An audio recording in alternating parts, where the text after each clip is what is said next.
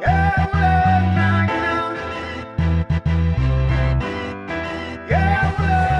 is day one. Day one, just got to Senegal. I wanted to do some recording today, but can't really find anybody to do the recording yet. I might teach my nephew how to hold the camera. My niece right there, my other nephew next to me. Taking up his food. Well, I might try to. Don't show me again. I might try to teach my nephew Ikhlas how to. I already know how to record. You know how to record? Yes. You sure? Yes. So I might have to go with that option. Right now I'm trying to. I tried to catch up on sleep a little bit, but I couldn't really. Maybe got like 2 hours. Why didn't you get to sleep? I just couldn't. I don't know. You know what? Mom said she said you're a real wolf. What? You're a real wolf. Who said that? Mom.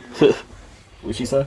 She said you're a real wolf. Cause how? So anyway, she told us how you were acting when you were.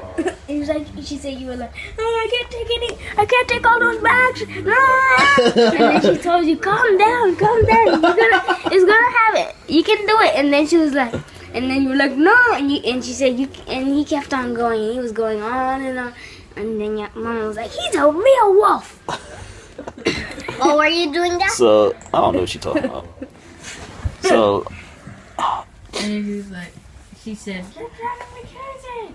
And then you said, Stop. you're driving me crazy. So what's this idea about the market? What's this We're going market to like? this farmer's market. Are you going to show this to anyone?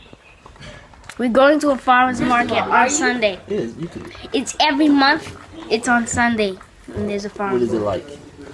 It's really nice. There's a lot of On Sunday? American. There's fried chicken. Saturday, I mean. There's fried chicken, there's cookies There's all and kinds of stuff. stuff, for real. So I might use this market just as a way to get some extra shots, like Yeah. you know, little clips here and there. Me walk through the market rapping, if I could pull it off. All right, maybe I could get some footage done later today. I'm not really trying to be sitting around not working, trying to get as much footage as possible. But we'll see what we can do. Peace out, Facebook. Love you. Not Facebook. Peace out, baby. I love ya. Okay, peace out, YouTube. Peace out, YouTube. Love ya. Stop.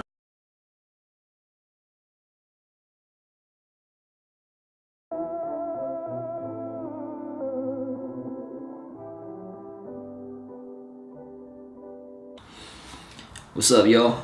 Alright, you saw in the vlog footage so far, I started off by saying this is day one, but really it's more like day two for me, but day one in Senegal. If you remember, I started off the previous morning in the United States, got on a plane, maybe got an hour and a half of sleep or so, got to Senegal, got another couple hours of sleep, and then I got back to work. So it was really like an extended day, maybe like a 36, 38 hour day. Didn't get any real sleep until later that night. This entry, you'll get introduced to my living situation, you'll meet some of the fam I was staying with over there, and you'll see me trying to sort through the first day of video shooting. You'll see Sirde in some of the footage he was my main man over there basically. He was my assistant, but he was much more than that. He was my translator, my negotiator, my tour guide, my equipment handler, part-time cameraman, my part-time tea maker. He was my homie. I mean, he was attached to my hip most of the time I was out doing stuff. Sirde was the key to getting stuff done over there. I got here, my stomach was messed up because of some bad plane food, so they had me drink some water with charcoal in it. What's that supposed to do? What does it do? It pulls out all the bad stuff and bacteria out of your belly. Alright, yeah, so hopefully I'll be able to get this out of my system, whatever it is. You can see the black stuff, my teeth, they said my teeth black. So I gotta go wash that out. And Don't wash it out.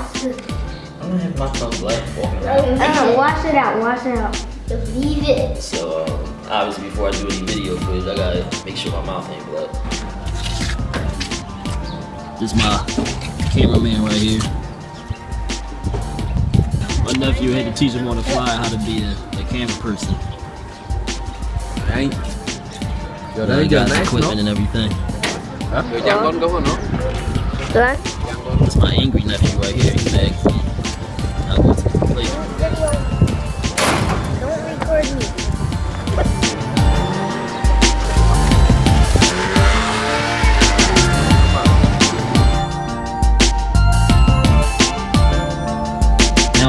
were on our way to this beach they were telling me about, where there's a lot of people working out and exercising, because I was telling them on my way to the house after KNC picked me up from the airport that I noticed how many people were exercising in the area. Like, there's a lot of runners and people working out all over the place, like all over the city area of Senegal, and I'd never seen anything like that before.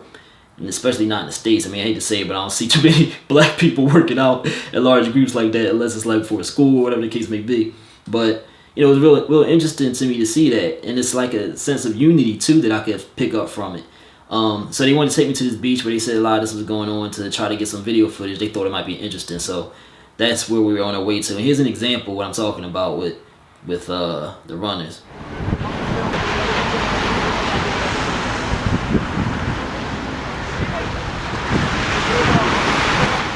Okay, here I'm just going to show you guys some samples of some of the footage I got on day one and explain some of the obstacles I was dealing with outside of the fact that I had my 11-year-old nephew on cameraman duty. Let me see some. Video shoot. No, yeah. Cameraman following me. I'm recording.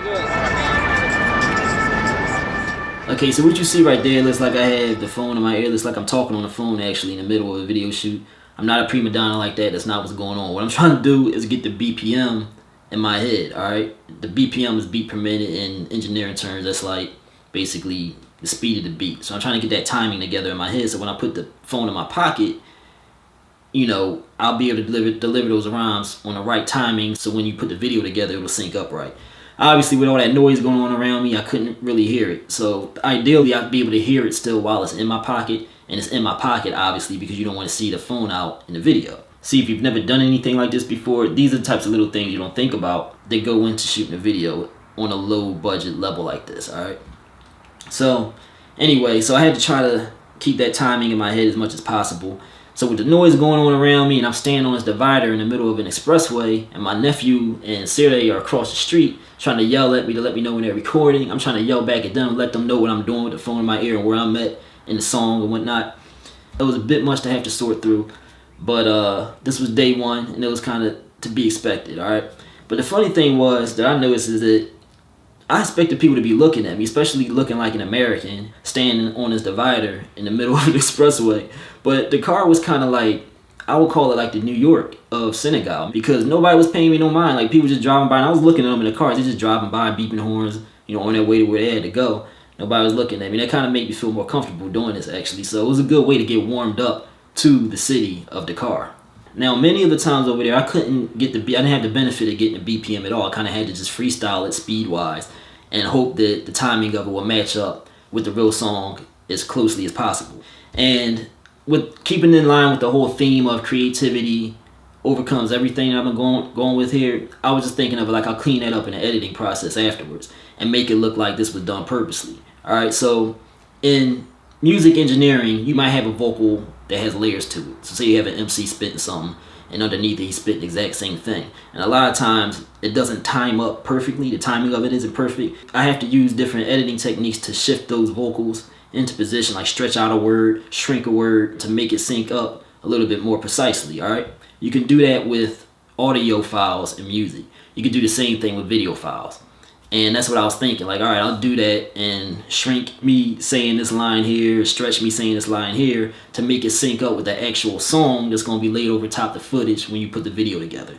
I hope that makes sense. It might sound kind of complicated, but what I pictured it like would be, you know, me spitting, I'll be speeding up and slowing down, speeding up, slowing down, you know, and it would just look like we did this for a creative effect on purpose. But also, if you think about how hip-hop videos are typically made these days, you usually don't see more than like 8 to 10 second more than like an 8 to 10 second sequence without cuts in the video anymore. What you'll see is maybe split second to a couple second fragments of footage thrown at you in flashes, because people's attention spans are different now. So I was thinking, you know, I could probably get by without having things synced up precisely timing wise, because I'll probably only be using, you know, a split second to a couple seconds of stuff here and there anyway. Alright. So right here you see me listening on the phone again to get my timing together. And another thing to think about is I had to try to remember what parts I did well that we got footage for, so that I could focus more on the parts of the verses that I needed to get good footage for. So with everything else going on, I'm trying to keep that in mind as well and make sure I get footage for every part of the verse, because you don't want to have 1,000 pieces of good footage for the first half of a verse and then just neglect the other half. So in my mind, because we don't have anybody there directing, I have to keep track of all this stuff. Right here you see the footage is too dark, and this is one of the problems that come along with not having a professional camera person. You see the runners running in the background. It's an interesting shot, but I don't know, maybe something like this could be used creatively somehow, but obviously that's not the look we wanted to get. Right here's an example. Something else I had to be conscious of was trying to make sure that I timed everything right as far as the scenery in the background as well. So when the runners are running up and down the beach, I had to try to make sure when I'm spitting this verse that I'm spitting the part that I wanted to have good footage for at the same time as these runners are running behind me in the background, so that it's a money shot, alright? We try to get some shots with just good scenery in the background. It's on. It's on. It's on. Here's a perfect example of me trying to time my verse, alright, for the money shot. And right here, my nephew's yelling at me, you know, it's on because he's waiting for me to go. And I hear him, but I'm just like, huh, whatever. Because I'm trying to wait for the runners in the background to get to a point where when I start rapping, I know that when I'm at the point, I'm saying the part of the rhyme that I need to get the money shot for, that they're behind me at the perfect point in that verse. I mean, there's a lot to be thinking about while also trying to remember your rhymes and trying to make sure you're moving right and being conscious of what you look like in the video. But anyway, before we left, we took a little walk around. I took in the scenery a little bit. The sun there was beautiful. You can actually see the ball of the sun every day, like you would see the moon at night, and you can see it. You can see it actually setting. I mean, that's how fast it would go. I never seen anything like that before. So I sat and took the beauty of it in a little bit. Looked at the sun setting into the horizon with the birds flying in the background and whatnot.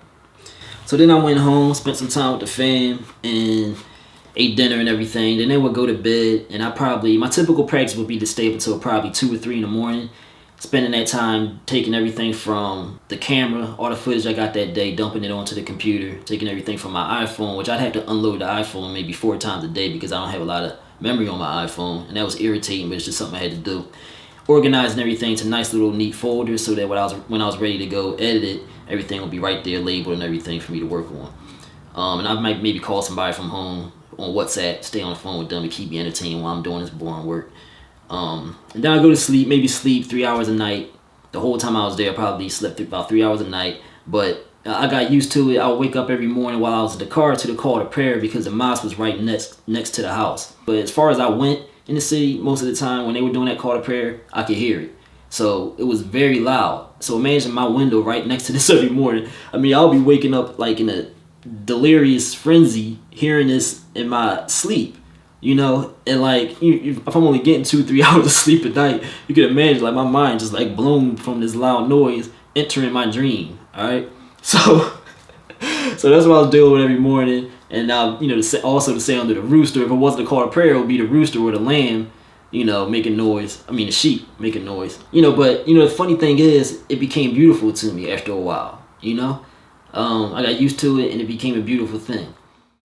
You see? And then if you rub them around, Oh, alright, yeah. You don't use your left hand. You don't. You know, people use their hands.